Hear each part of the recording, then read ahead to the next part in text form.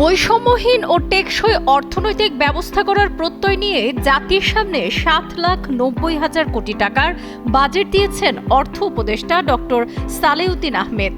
২ June বিকেল ৩টায় জাতির সামনে বাজেট তুলে ধরেন অর্থ উপদেষ্টা।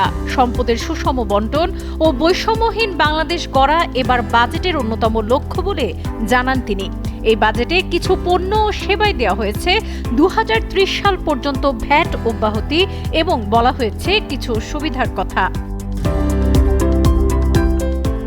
হাসপাতাল বেড উৎপাদনে ব্যবহৃত প্রয়োজনীয় উপকরণ ও খুচরা যন্ত্রাংশ আমদানি ও স্থানীয়ভাবে ক্রয়ের ক্ষেত্রে সমুদয় ভ্যাট ৩০ জুন ২০৩০ খ্রিস্টাব্দ পর্যন্ত অব্যাহতি প্রদান করা হয়েছে। অ্যাক্টিভ ফার্মাসিউটিক্যাল ইনগ্রেডিয়েন্টস এপিআই উৎপাদনের ক্ষেত্রে উৎপাদন পর্যায়ে ভ্যাট অব্যাহতি সুবিধার মেয়াদ ৩০ জুন ২০৩০ পর্যন্ত বৃদ্ধি করা হয়েছে।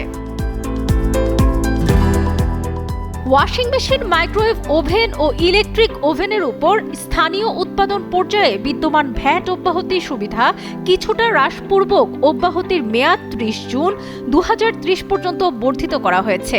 সাধারণ ও আইসিইউ অ্যাম্বুলেন্স সহ হাইব্রিড ও ইলেকট্রিক ভেহিকেলকে ৩০ জুন ২০৩০ পর্যন্ত শর্ত সাপেক্ষে ভ্যাট অব্যাহতি প্রদান করা হয়েছে। লিথিয়াম ও গ্রাফিন ব্যাটারি উৎপাদনের ক্ষেত্রে উৎপাদন পর্যায়ে ৩০ জুন ২০২৭ সাল পর্যন্ত সমুদয় মূল্য সংযোজন কর এবং ১ জুলাই ২০২৮ সাল হতে ৩০ জুন ২০৩০ সাল পর্যন্ত ৫% অতিরিক্ত ভ্যাট অব্যাহতি প্রদান করা হয়েছে।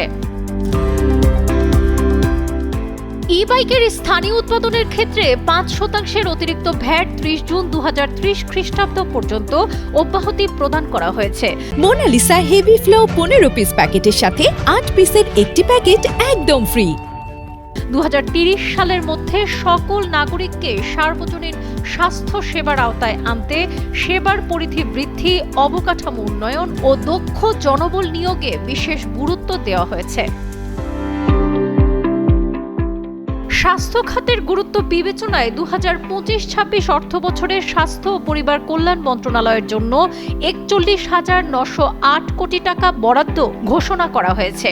এটি ২০২৪-২৫ অর্থ বছরের বাজেটে বরাদ্দ ছিল ৪১,৪০৭ কোটি টাকা। বাজেটে ২০৩০ সালের মধ্যে সকল নাগরিককে সার্বজনীন স্বাস্থ্য সেবার আওতায় আনতে সেবার পরিধি বৃদ্ধি, অবকাঠামো উন্নয়ন ও দক্ষ জনবল নিয়োগে বিশেষ গুরুত্ব দেওয়া হয়েছে। স্বাস্থ্য খাতের শূন্যপদ পূরণে চিকিৎসক, সেবিকা, টেকনিশিয়ান, ফার্মাসিস্ট ও স্বাস্থ্য সহকারীদের নিয়োগ ত্বরান্বিত করা হয়েছে এবং প্রয়োজনীয় পদ সৃষ্টির সমন্বিত পরিকল্পনা গ্রহণ করা হয়েছে। অর্থ উপদেষ্টা বাজেট বক্তব্যে বলেন, মৌলিক অধিকারের নিশ্চয়তা, সুন্দরভাবে বেঁচে থাকার জন্য প্রয়োজনীয় ব্যবস্থা, জীবিকার নিরাপত্তা ও বৈষম্যহীন পরিবেশ এই অত্যাবশ্যক উপাদানগুলো ছাড়া যে কোনো রাষ্ট্র অকার্যকর হয়ে পড়ে, দুর্বল হয় সমাজের ভিত। এবারের বাজেটে তাই শিক্ষা, স্বাস্থ্য, সুশাসন, নাগরিক সুবিধা, কর্মসংস্থান ইত্যাদি বিষয়ের উপর বিশেষ জোর দেওয়া হয়েছে। পাশাপাশি চতুর্থ শিল্প বিপ্লব, স্বল্পোন্নত দেশ হতে উত্তরণ এবং জলবায়ু পরিবর্তনের ফলে ক্রমাগত যে সকল সুযোগ সৃষ্টি হচ্ছে তার সুবিধা ভোগ এবং যে সকল চ্যালেঞ্জ তৈরি হচ্ছে তা মোকাবেলা করে টেকসই উন্নয়ন নিশ্চিত করার দিকেও মনোযোগ দেওয়া হয়েছে। সাবরিনা কাজী, কালের কণ্ঠ।